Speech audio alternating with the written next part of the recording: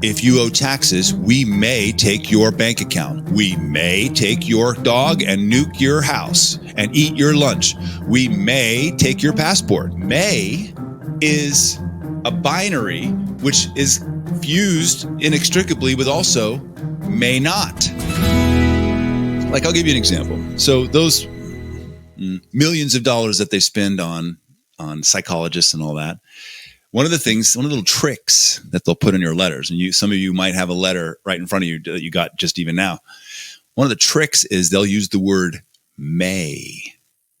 Well, if you owe taxes, we may take your bank account. We may take your dog and nuke your house and eat your lunch. We may take your passport.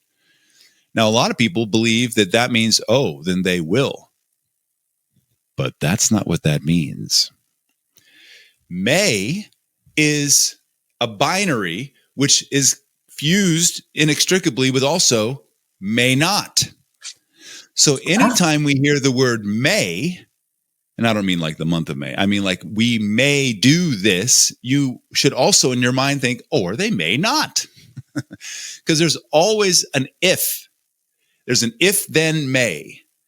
If you owe taxes, then we may or may not do XYZ. If you don't pay on your payment agreement that we have with you, then we may seize your passport. Or they may not. And also it's always under if. Well, if you owe taxes. Well, if I don't, then I guess you may not. Well, if you don't do this, then we're going to do this. Okay, but if I do it, then you won't. Then you may not.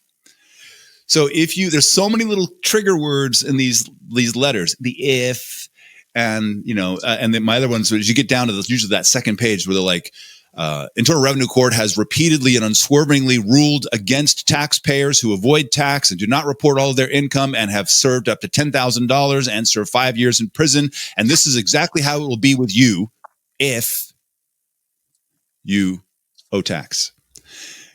And it's like, thanks for the history lesson. What does this have to do with me? Nothing.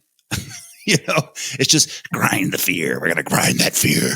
And it's like, wow, guys, just tell me that I owe you some money. You don't have to get on the high horse. In business, we don't see those letters that way. Why? Well, because they know that you can bankrupt the business and you're all walking away scot-free for the most part. And business runs the economy.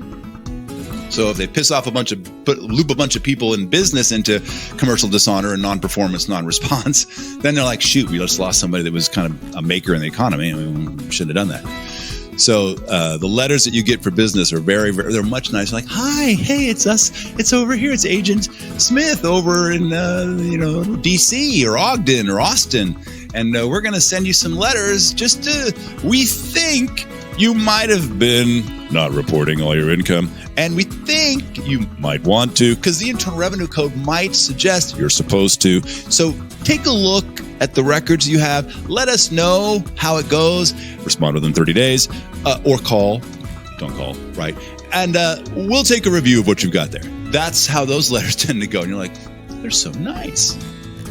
So that's commerce, just kind of an overview. We're going to have to do like a episode on commerce that's in partnership with we have a product called the Lazarus Effect. I think I mentioned it's 3.5 hours if we go through all the stuff that matters about how to deal with commerce.